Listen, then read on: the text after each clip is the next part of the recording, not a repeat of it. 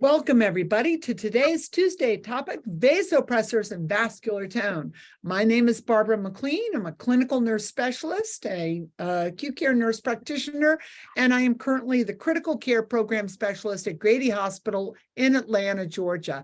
And what that means is that I'm trying always to develop innovative strategies and methodologies to improve care and to also promote higher learning for all of our staff, regardless of what their levels are. So for today, we're going to talk about vasopressors and vascular tone and really think about what those issues are. So a lot of times we don't really talk about vascular tone. We talk about blood pressure, but the question of vascular tone, which is actually the intrinsic capability of your vessels to dilate or constrict appropriately to blood flow dynamics and to oxygen demand at the cellular level. Very basic, very strategic, that ability of vessels to dilate or constrict depending on the end cellular demand for oxygen and depending on the blood flow. However, in critical illness, we often see an alteration in vascular tone, which we are presuming and assuming based on whether or not our patient has a normal blood pressure and how they respond to the agents that we're employing, catecholamines or hormones like vasopressin or corticosteroids, really thinking about that. And by the way, this is a question and a topic that's been around a long time. So in the Journal of Physiology from the year 1880 on the tonicity of the heart and the blood vessels, that was the first publication that I could actually access and find where there was discussion about the relationship, first of all, of cardiac output, most particularly the stroke volume, and the tone of the vessels, and what that really meant to us in terms of patients' capabilities to sustain and maintain blood flow and oxygen delivery at the tissue level. So first and foremost, I just want to remind everybody about vascular tone, which is incredibly important in terms of understanding what's happening at the bedside. We want to remind ourselves that the vascular smooth muscle cells, what is actually in the muscle wall, most particularly of the arteries, some distribution in the vein and no distribution in the capillary, but that muscle wall and how it's stimulated.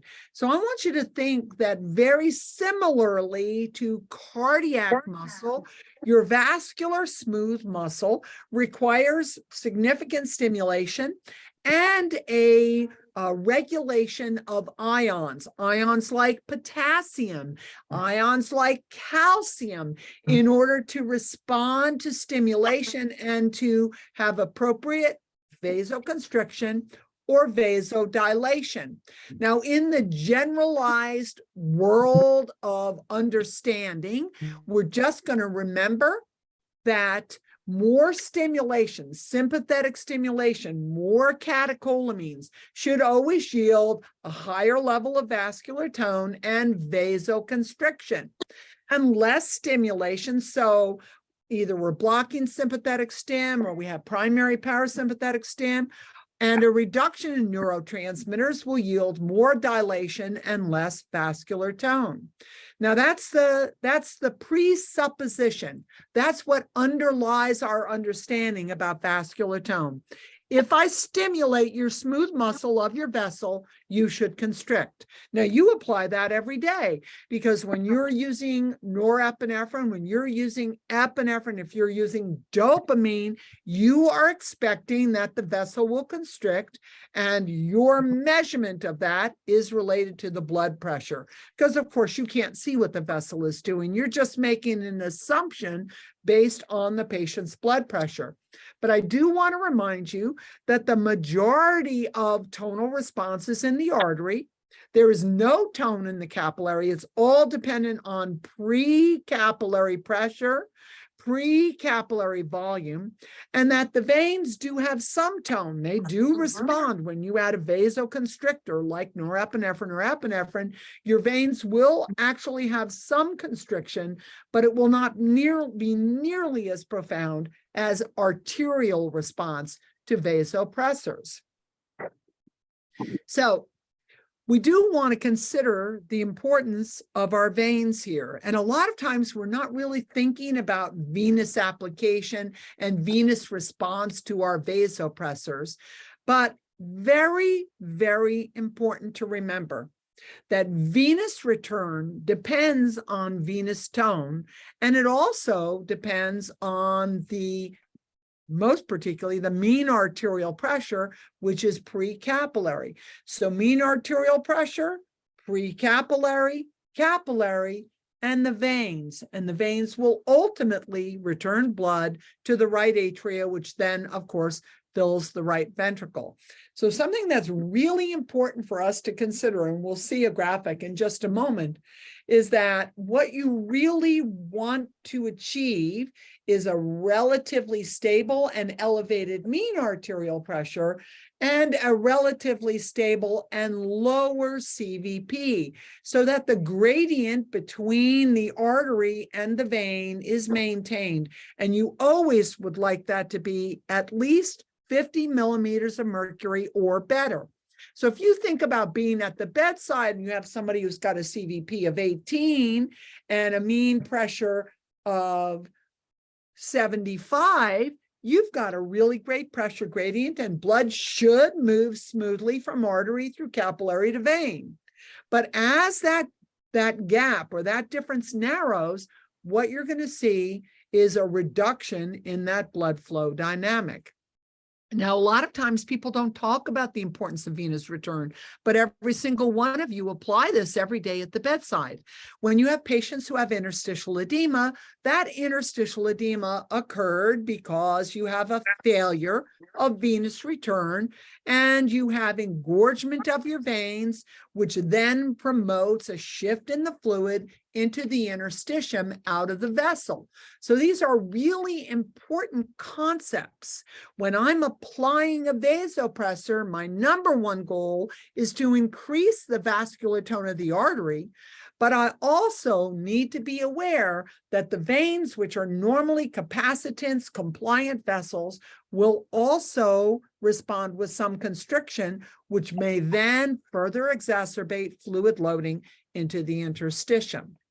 Okay, so very important for us to remind ourselves that the right atrium and right ventricle, the volume in the right ventricle at the end of ventricular filling, that's known as end diastolic volume, is profoundly affected by your total blood volume, no surprise there, but also by your venous pressure. So this is really critical because when we talk about critically ill patients, patients who are intubated on positive pressure ventilation, who are in high PEEPs, who have pulmonary edema, we want to remind ourselves that as the intrathoracic pressure goes up, that's going to communicate to the right ventricle, which means the right ventricular pressure goes up, which means that the right atrial pressure must go up in order to fill the right ventricle, and the venous pressure must go up in order to fill the right atria. So vein to right atria to right ventricle, which is profoundly impacted in our critically ill patients. And now we add vasopressors because they're hypotensive and they have poor arterial volume. Now we're adding vasopressors, which may actually make this significantly worse. So we're going to keep an eye on this prize here. We're going to remind ourselves that the veins are normally storage vessels. 2/3 of your total blood volume is found in the veins.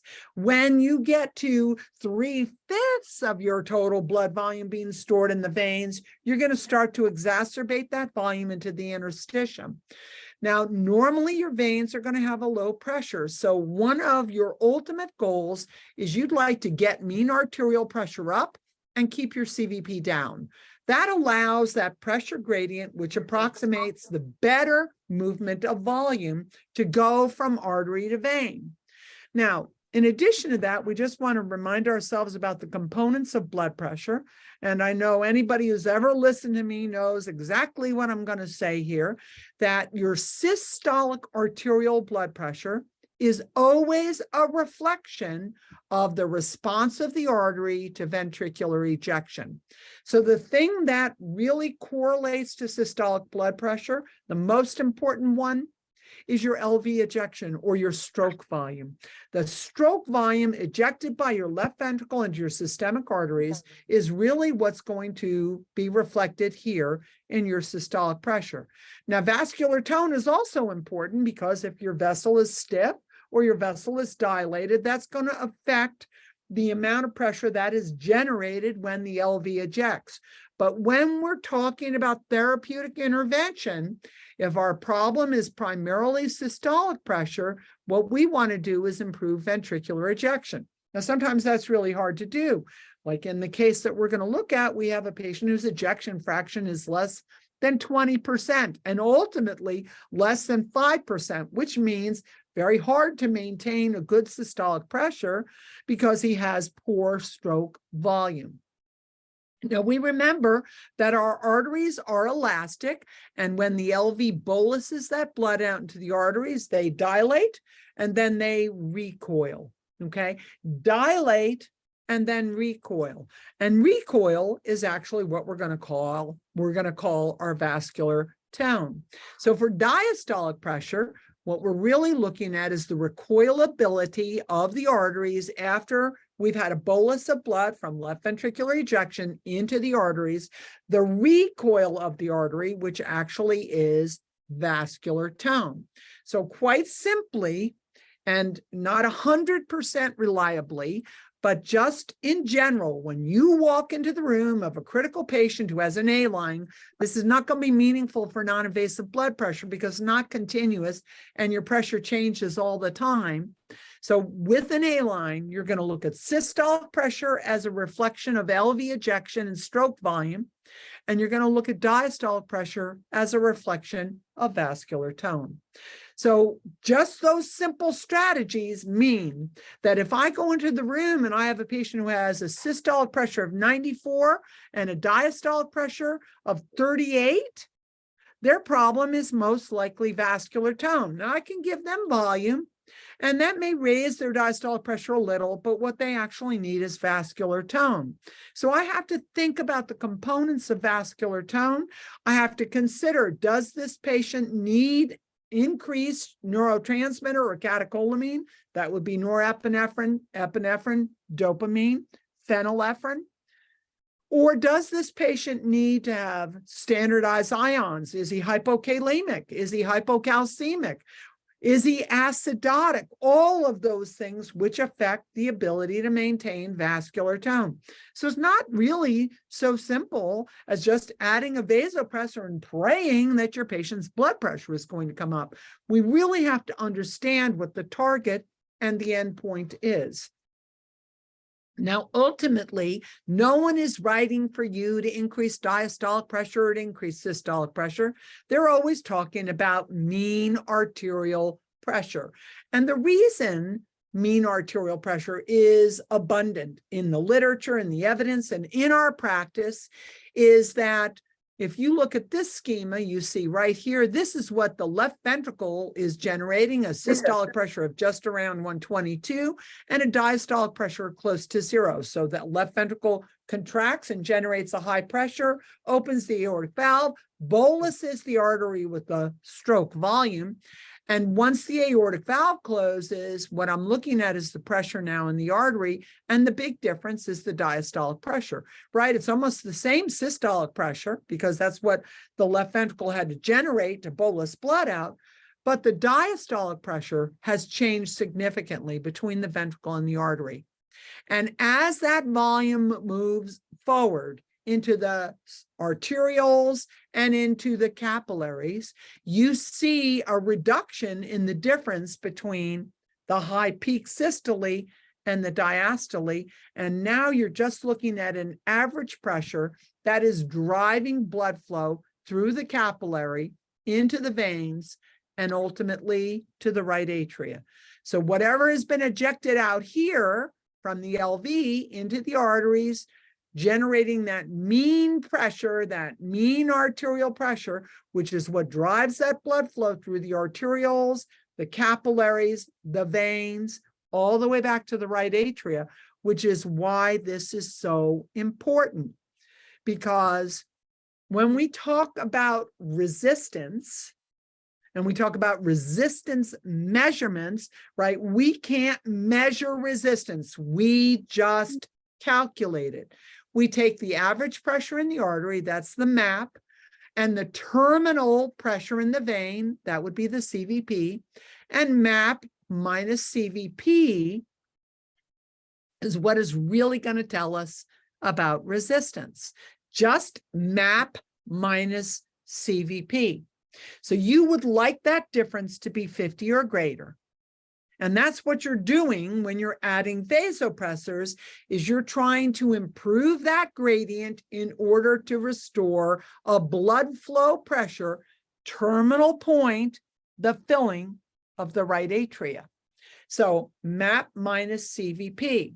Now, if I'm doing a true resistance calculation, that would be an SVR calculation. It would be MAP minus CVP divided by your cardiac output, and then using a standard factor to convert to dynes, and that standard factor would be 80. Now, if you're in an ICU and you have an A-line in your patient and you've attached a flow track transducer, you're measuring arterial-based cardiac output, you're looking at, you can do a calculated SVR. You can do a calculated SVR if you have a PA catheter. But if you don't have a measure of cardiac output, you're just going to assume resistance evaluation simply by taking MAP minus CVP and saying that gradient's got to be greater than 50. When the gradient is smaller than 50 and your CVP is up, this tends to be a cardiac problem. When your gradient is lower than 50 and your CVP is down, this tends to be a stroke volume problem. It's pretty straightforward. And we apply that back to the understanding of vascular tone, because without vascular tone, I cannot manage the continuous pressure gradient that drives blood flow through the capillaries and delivers oxygen at the tissue. So this is why we use MAP. It's a more constant indicator of flow. I want to remind you that we don't measure MAP. It's always a calculation. The calculation of MAP is dependent on your heart rate and the amount of time that you spend in diastole. So the primary calculation that we use is diastolic pressure plus pulse pressure, which is the difference between systole and diastole, divided by 3, meaning that you've got a cycle time that is heavily trended towards diastolic pressure. So first and foremost, I just want to remind you that when your patient's heart rate goes up, less time is spent in diastole, and as the heart rate goes up, you will see that the MAP starts to drop. If you're using an MAP that is calculated from your bedside monitor, as the heart rate goes up, the MAP starts to drop. So you might say, and you'd be really smart to do it, why is it that we don't control the heart rate? Well, in a cardiogenic shock patient, we might control the heart rate because we don't want the myocardium to be working so rapidly and to be consuming that much oxygen. But a rapid heart rate is a compensatory mechanism. And typically it's a compensatory mechanism because my actual cardiac output, my actual flow, has gone down. So the heart rate goes up, the actual flow being stroke volume, I'm so sorry, the stroke volume is down, so the heart rate goes up to sustain a more viable cardiac output. Remember, cardiac output is stroke volume times heart rate. The number one compensation is to increase the heart rate. But as the heart rate increases, you're going to start to see that the MAP drops. So put that together when you're at the bedside. I'm not saying you're going to go in there and you're not asking to do beta block therapy, because tachycardia is the compensatory mechanism for your patient. but you need to pay attention to tachycardia. If you have an A line, look at the effect of tachycardia on the mean arterial pressure. As heart rate goes up, MAP will start to drop because you're going to spend less time in diastole, which means from the ventricular perspective, less time for filling and therefore less volume in the ventricle, meaning less volume being ejected. So the stroke volume starts to drop.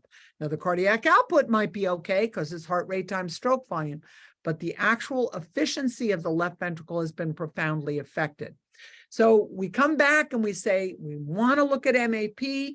There's a lot of value in the calculated MAP. You have to have a constant pressure that maintains arterial blood flow, not arterial and capillary blood flow. You've got to have a constant pressure column. And that's why we add vasopressors quite rapidly when we see that patients have a low MAP or a low diastolic pressure. Okay, so when we talk about MAP, we're always going to remember heart rate times stroke volume equals cardiac output. And we actually have a normal process, which is to increase or decrease the radius of the artery, vasodilate or vasoconstrict, which of course affects the resistance. The more resistant the artery, the harder it is for the heart to empty. So when we believe there's arterial resistance, we typically, and we have a patient who's somewhat shocky, we will typically dilate the artery to reduce the resistance so it's easier for the heart to unload. And that often is an early strategy in a cardiogenic shock population. In a hypovolemic shock patient, the problem is that you have a low stroke volume because you don't have adequate volume. So, of course, with those patients, we're going to give them blood volume. We're going to give volume to increase their venous return, increase their stroke volume, thereby increasing the cardiac output and reducing the heart rate.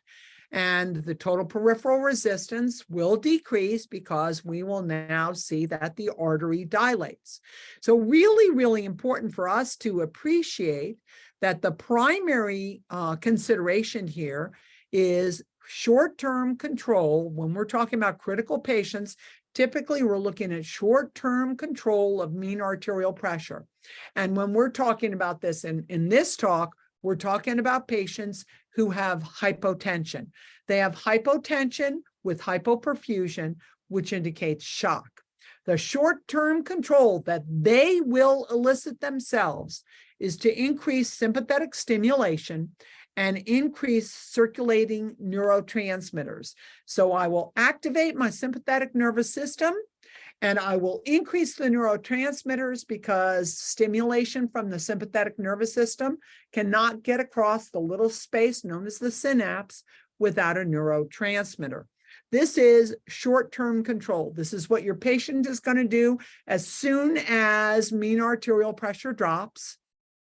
And what they'll have is another response, which is a longer term. Now, I don't mean 2 weeks, but takes a little bit of time, and that is to have the release of a vasopressor from the kidney and also the reabsorption of water so we can increase stroke volume. Now, that's why, along with these things that we're talking about here, increased heart rate, reduced diastolic pressure, reduced mean arterial pressure, and a reduced urine output are all keys that tell you that you have a patient who has failure of their endogenous response. And that's really what's important.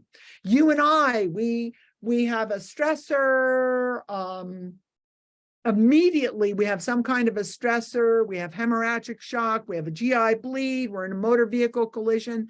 Immediately, what's going to happen is increased sympathetic stimulation, neurotransmission, and immediately we're going to have some short-term control. Now, if we sustain loss of volume because we're hemorrhaging, that's going to overwhelm the capability for that short-term control, and that long-term control will not have kicked in yet and won't be enough to overcome this response. So really important in terms of how we're applying this at the bedside and understanding this very delicate balance that is under primarily under sympathetic nervous system control. So mechanisms that really help us to regulate our blood pressure, first and foremost, the single most important, most rapid, and the one you recognize by seeing a patient who has tachycardia. For the majority of patients, unless they're on beta block therapy, they're going to have tachycardia. That is their primary rapid acting mechanism for the regulation of blood pressure. So that regulation of blood pressure requires an intact sympathetic tree, and it requires a communication from receptors that live primarily in the aortic arch and the carotid arteries that say, not enough volume, not enough pressure. And that stimulates the sympathetic nervous system to actually exert control. In addition to that, there's chemoreceptor stimulations. We'll talk about that in a few minutes because that's a really important one for us to be considering at the bedside.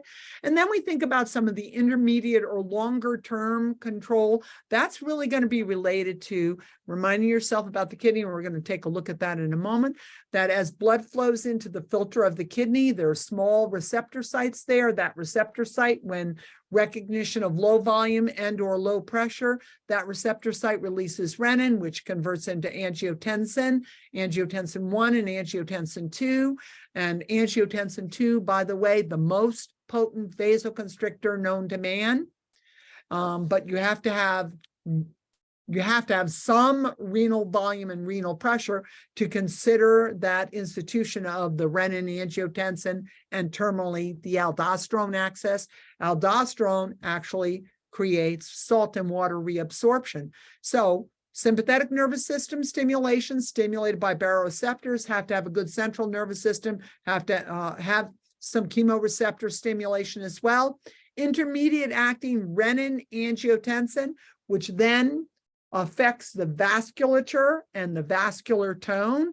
That angiotensin affects the vascular tone, also promotes some fluid shift for adjustment of blood volume, and typically fluid shifting into the vessel immediately. And then also the release of aldosterone, which stimulates the reabsorption of salt and therefore water. So again, that short-term stimulation, increasing sympathetic activity, decreased sympathetic activity. So what you're going to see is an increased heart rate, and that is really important. Tachycardia should never be seen as normal. You might tell your provider, I'm concerned about the persistent tachycardia. The patient's at 125, 130, 138, 145. I'm concerned about persistent tachycardia. And typically the response will be, well, that's a compensatory mechanism. Yes, it's compensatory until either the patient gets better or he gets worse. So I want to pay attention to that compensatory message. I want to remember that when I see an increased heart rate, the probability is I have increased contractility, but a shortened diastolic time. So overall, my stroke volume may go down. That when I see an increased heart rate, I also should assume that I have increased vasoconstriction, which means limitation of blood flow to non-essential areas. Those are areas that don't require a lot of oxygen. And that my adrenal gland, related to that sympathetic activity, is going to release more epinephrine and more norepinephrine. Now that's going to enhance the heart rate. That's also going to enhance the vasoconstriction. So we should see in response to this an increase in blood pressure. So when I see an increased heart rate and hypotension, I have to now say, I have an increased heart rate and I have hypotension. I have some type of failure of my sympathetic stimulation, of my renin, angiotensin, aldosterone axis, or of my epinephrine and norepinephrine. Those are questions you should be asking rather than just starting your patient on 10 of norepi, titrating it to 20, 30, 40, 50, and you don't have a response. The question is, where is the failure? And why is it that when I am giving my patient extraordinary doses of neurotransmitters, norepinephrine, epinephrine, a hormone, vasopressin, or maybe even cortisol, why is it that my patient is not responding? That is a question that we need to be asking when we're at the bedside and we're treating hypotension, because the normal response would be to increase the vascular tone, vasoconstrict, raise the blood pressure, particularly the diastolic pressure and the mean arterial pressure. So again, we're just going to remind ourselves how MAP is maintained is that when there is sensation at the baroreceptors, those baroreceptors and those chemoreceptors, and they're in many places. You can see all of this afferent, that means the receptor technology. So your baroreceptors, your chemoreceptors, your cardiopulmonary baroreceptors, when those are stimulated, or when those respond to low volume and low pressure, they encourage the stimulation of the sympathetic nervous system. And because they encourage the stimulation of the sympathetic nervous system, what we expect to see is an increase in the cardiac output because of tachycardia. We're going to assume an increase in vascular tone or vascular resistance, which should then cause an increase in the blood pressure to maintain MAP. So I'm going to reiterate this to you again. When you see sustained tachycardia, you should expect the ability to normalize the blood pressure. And when the blood pressure cannot be normalized with tachycardia, you've got a failure. You've got a failure in the uptake at the receptor sites in the vessels to actually stimulate vascular tone.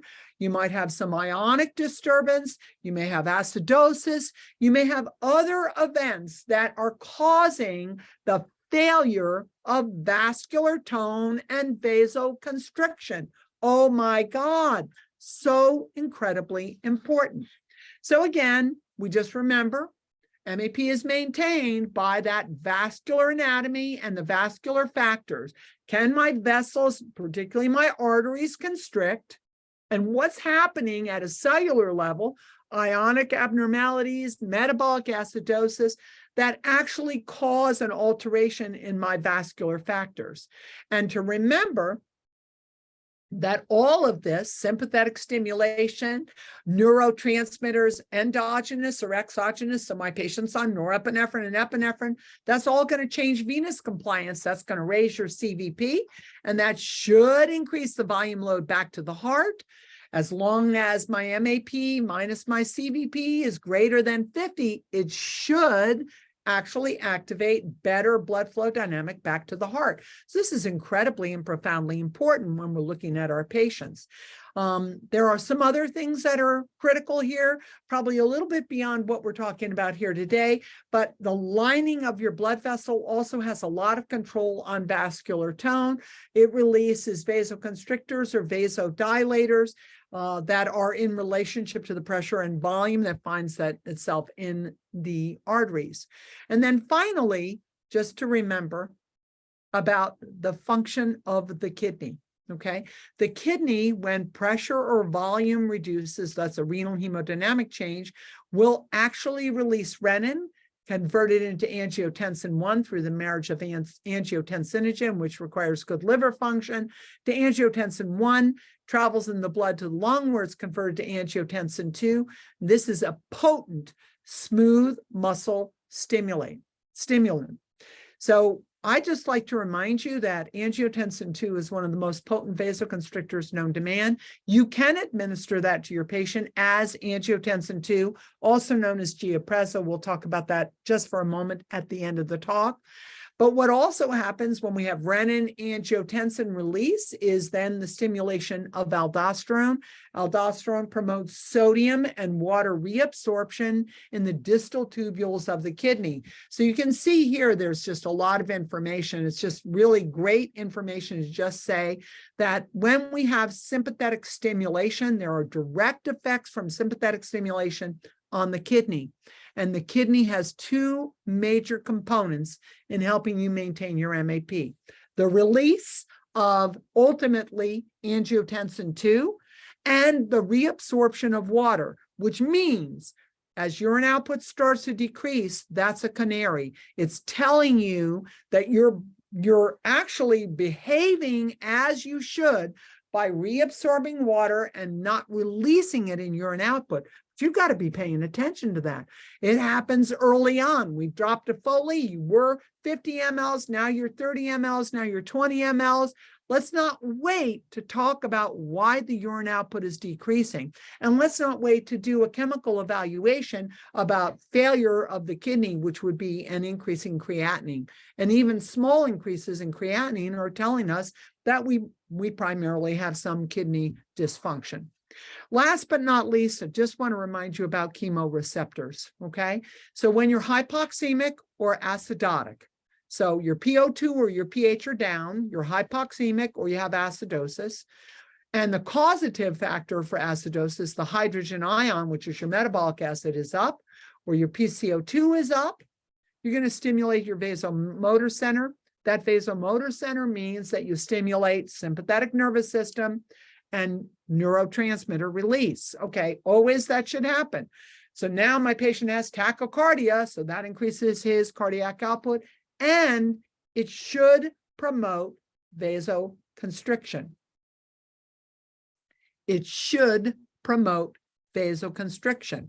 And that vasoconstriction should be more arterial than it is venous, which then should speed and promote the return of blood from the artery through the capillary to the vein to return that blood volume to the right heart. So again, sympathetic activity and vasoconstriction. That happens in seconds or minutes. And that also means that when you put a patient on norepinephrine or epinephrine, within 2 to 3 minutes, you should see response if the patient is able to respond. It's a really rapid response. And oftentimes it can increase your pressure 2 times normal in 5 to 10 seconds. So by the way, give your patient a moment to respond, right? Because a lot of times you're hyper, you've got sympathetic stim. Oh, my patient's pressure is low. I've started norepi, he isn't responding. Let me go up, up, up, up, up. And by 3 minutes, you're already at 50. And you may have been able to achieve good control at a lower dose.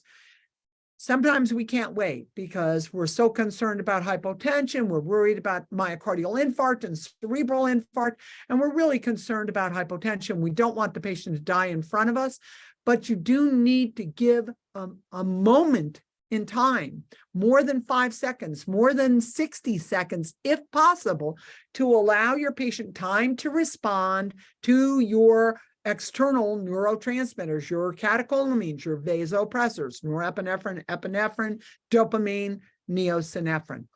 Okay, so want to just remind you about the neurotransmitters because that's what we're supporting at the bedside. We are supporting your neurotransmitters. Neurotransmitters are like little lifeboats that carry activation across a space. That space is called the synapse, carries the activation from the sympathetic nervous system, carries the activation across the synapse to the receptor site. That's really all it is. So when I give you norepinephrine, when I give you epinephrine, what I am doing is I'm increasing the activation at your receptor site. Now, if you had a spinal cord injury, that activation will just take the place of the sympathetic activation. But if you don't have a spinal cord injury and you're in shock, all I'm doing is I'm hyperstimulating the receptor sites. In order for your receptor sites, though, to respond, they must have normal ionic gating and ionic presence. So all this means to you, my friends, is normal potassium and normal ionized calcium. And they have to have a relatively normal presence of one more ion that you will never measure, and that ion is hydrogen. Hydrogen is the metabolic acid. When hydrogen ion goes up, bicarb goes down, and you're in base deficit. So that means in those situations, alterations in potassium, hypocalcemia, ionized calcium, metabolic acidosis, those are going to disrupt my capability to respond to the internal and external catecholamines or neurotransmitters that I'm giving to my patient. Neurotransmitters act to open and close the ion channels. And if the ion channels cannot open or close, we cannot actually free calcium to give us vasoconstriction. So when you're titrating on norepinephrine, what I want you to remember is you probably have to be you must be very aware of ionic presence. Ions you can measure, potassium and calcium, and an ion that you assume, hydrogen ion, because that will interfere with your neurotransmitters. Now, we're going to just remind ourselves about the type of receptors so we can appreciate, as we apply that to vasopressors, we appreciate what it is that we're doing. So we talk about adrenergic receptors, and there's really two types of adrenergic receptors that we think of. That's alpha and beta. Alpha receptors are subdivided into two types. The first one is found in the smooth muscle, that's the lining of the artery, the heart, the liver. And when we stimulate alpha-1, our first goal will be to have vasoconstriction. And despite what you might think, it also promotes intestinal relaxation, can promote uterine contraction. We're not really worried about that, and pupillary dilation. Okay, alpha-2 is also found in vascular smooth muscle, and it's found in platelets. It helps to aggregate our platelets, and the termination of the nerve, which is called the terminal, and pancreatic isolates, which actually, of course, the isolates actually promote insulin. And so again, the thing I want you to think about here, when I'm using alpha-1, which I'm doing with norepinephrine and epinephrine, what I'm also going to see is some effect on alpha-2. So as I'm titrating up on your norepinephrine, I want you to see in your mind, your patient is creating small clots. He's aggregating his platelets. Your patient is generating insulin resistance. So the glucose is going to go up, and their platelets are going to go down because they're aggregating platelets in the microvessels. Now, you know what? You're not thinking about that. What you're thinking about is, can I get that blood pressure up? But as you titrate up, you need to be aware of the secondary effects that may occur as you are stimulating the alpha receptor sites. Beta receptor sites, particularly responsive to epinephrine and dobutamine. Now, remember, alpha is primarily norepinephrine, also epinephrine, but primarily norepinephrine first and then epinephrine second. The beta receptor sites are very particularly responsive to the administration of epinephrine, or the circulating catecholamine epinephrine, as well as dobutamine. And there's three types of beta receptors, and I always like to remind you about these beta receptors. Beta-1 receptors are located mainly in the sinus node and the contractile mechanism of the heart. And when we're using beta-1 stimulation, you can never give beta-1 without beta-2. There's always going to be some beta-2.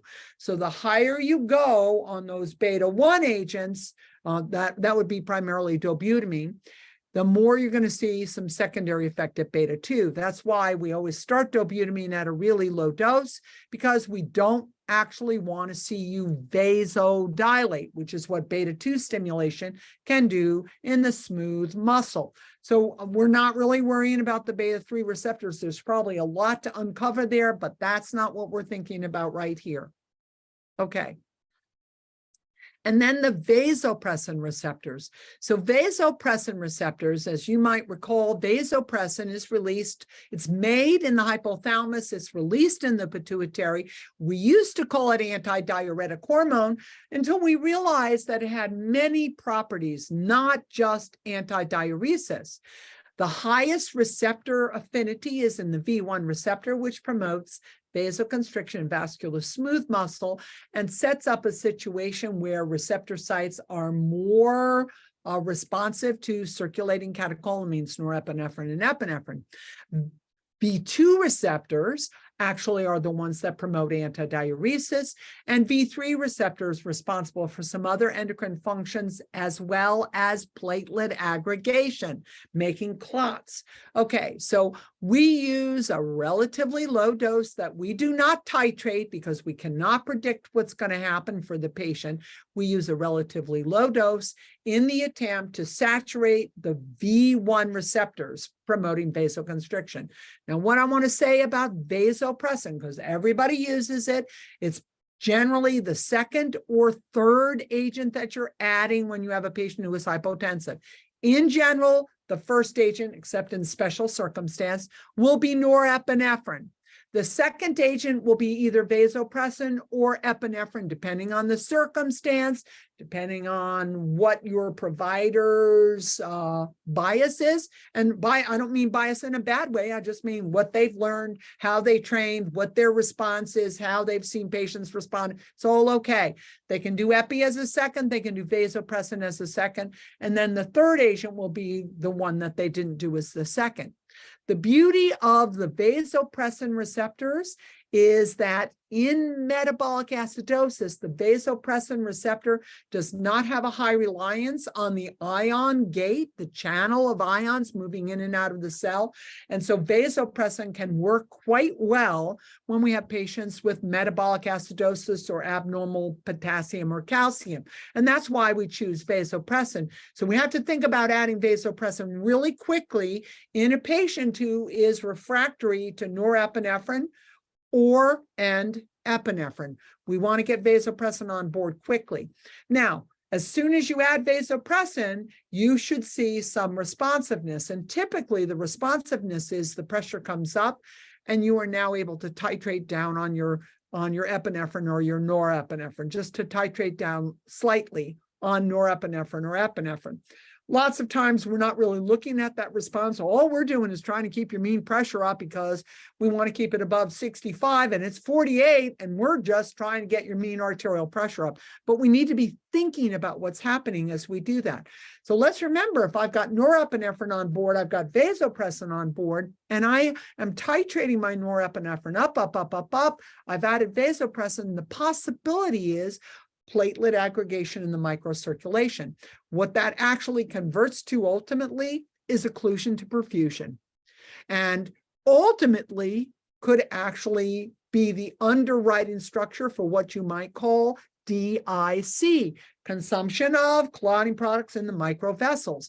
Now, I don't want you to ever limit going up on norepinephrine for fear of platelet aggregation. I don't want you to limit going up on norepinephrine and epinephrine for fear of insulin resistance, but I do want you to pay attention to it.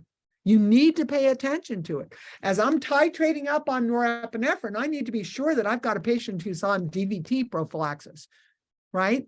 I need to be sure that my patient is mildly to moderately anticoagulated so I can reduce the risk that they're going to have these microclots. And I'm reducing the risk. I'm not obviating it. I'm just reducing it. And I also need to appreciate that as I'm titrating up on norepinephrine or epinephrine, I'm very sorry to tell you, you need to be measuring that blood glucose. And if that blood glucose is greater than 180, you need to go on a continuous insulin drip. As you titrate down on norepinephrine and epinephrine, you'll see the patient's blood glucose will drop. But remember, they basically have been made into an insulin-resistant patient with that high dose of catecholamines. So let's just recall what the receptors do. Activation of alpha receptor leads to smooth muscle contraction.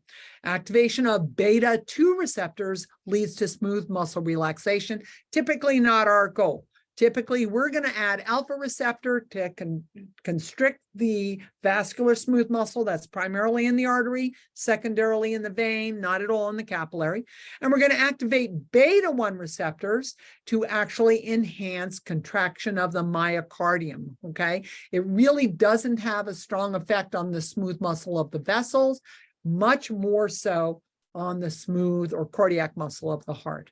So my expectation when I start you on alpha stim, norepinephrine, epinephrine, dopamine at higher dose, and vasopressin is that you will have vasoconstriction of your blood vessels, and that's what I'm looking for.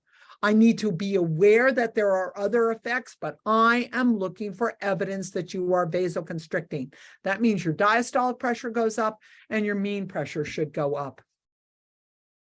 With beta 1 agents, I'm expecting an increased force of contraction, which means that if I'm monitoring your stroke volume should go up. If I'm not monitoring your stroke volume, your systolic pressure should go up. And the difference between systole and diastole minus diastole, that's pulse pressure.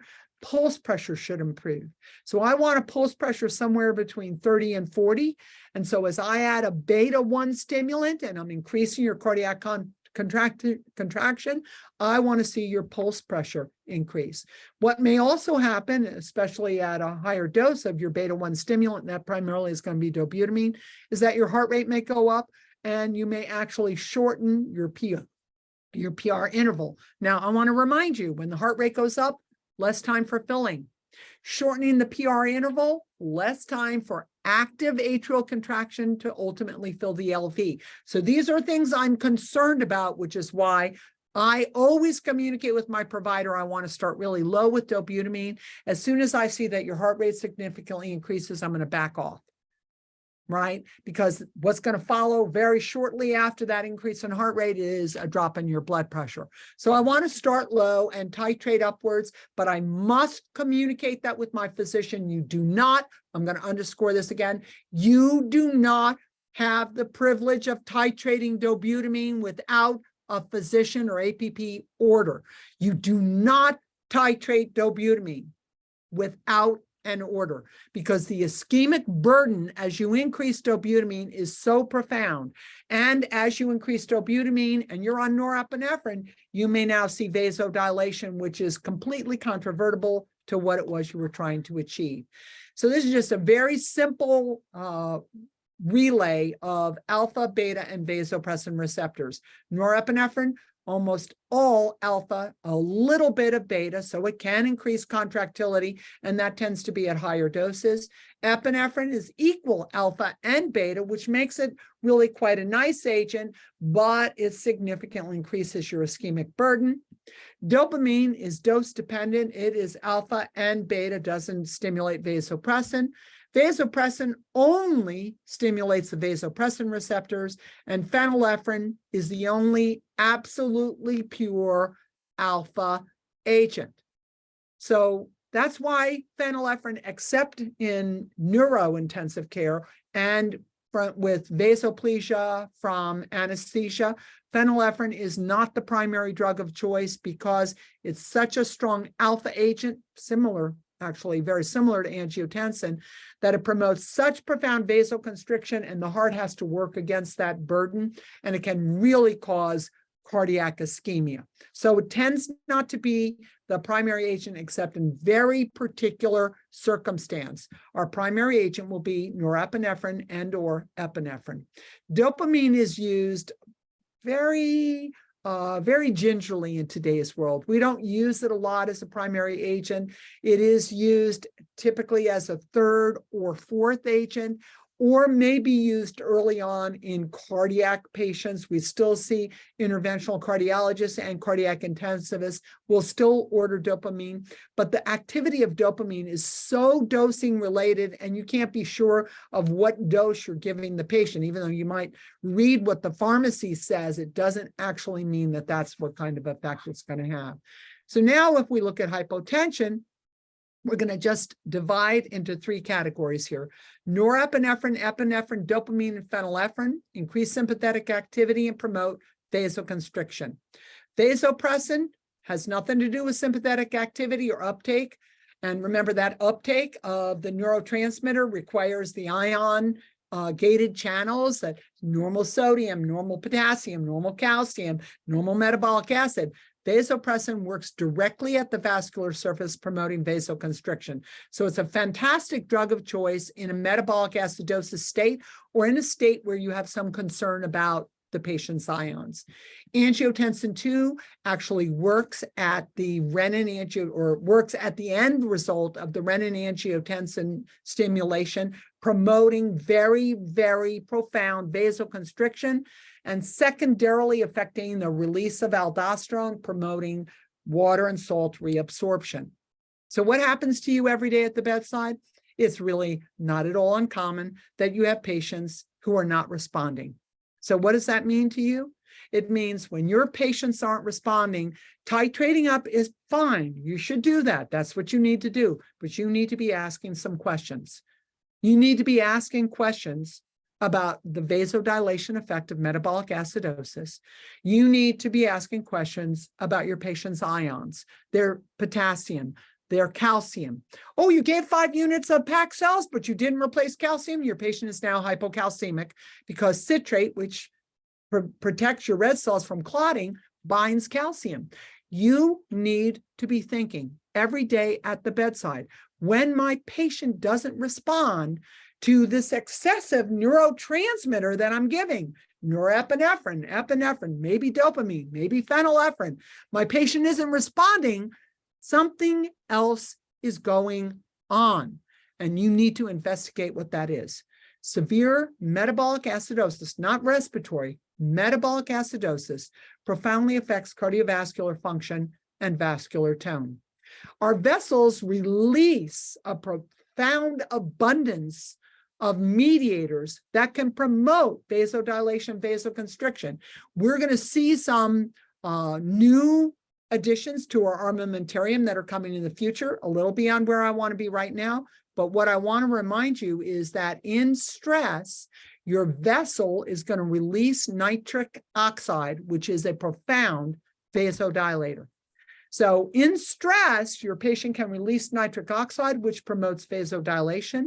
This is why we give you corticosteroids, because that can reduce the production of nitric oxide. So that's the main thing that we're talking about here, is my patient is refractory to my catecholamines, and he's on norepinephrine, epinephrine, vasopressin.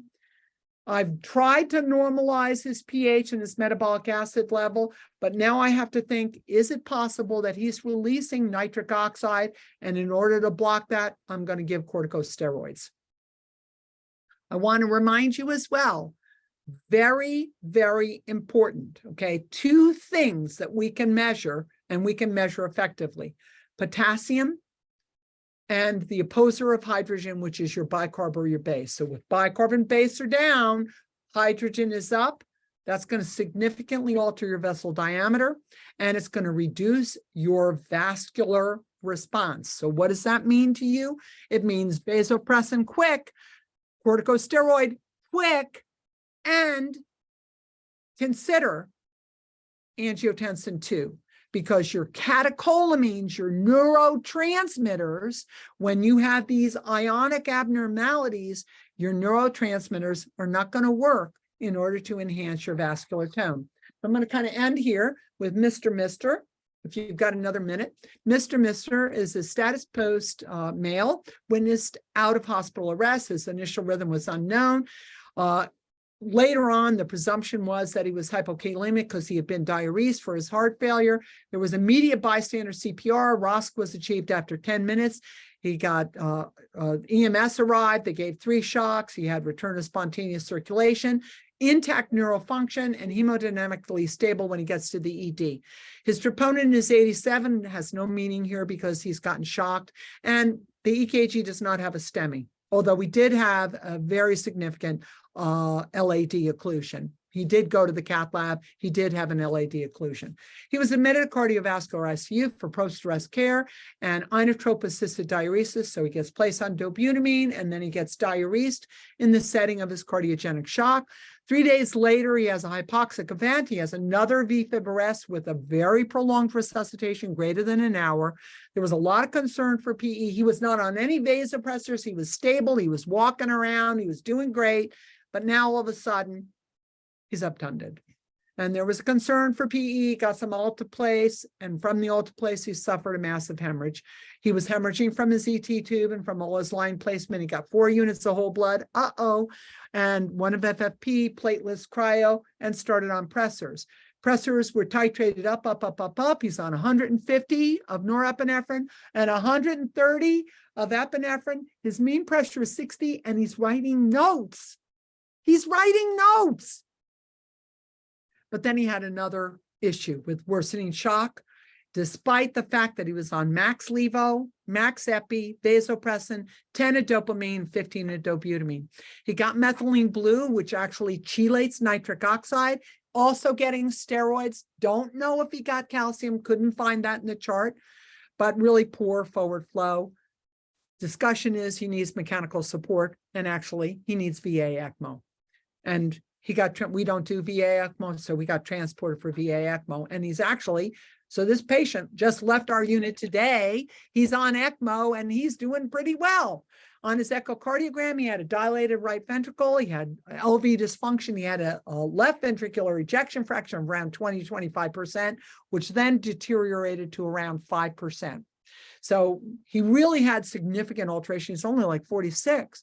And the assumption would be, from my point of view, is that he had viral cardiomyopathy and it was not diagnosed until January of this year. And then he was diuresing himself. He wasn't paying attention. He had a hypokalemic cardiac arrest. He himself said that's what he thought happened because he's had problems with his potassium before, and he wasn't always compliant with taking the potassium supplementation. So this is his initial chemistry. This is on admission. You can see his K is 3.3.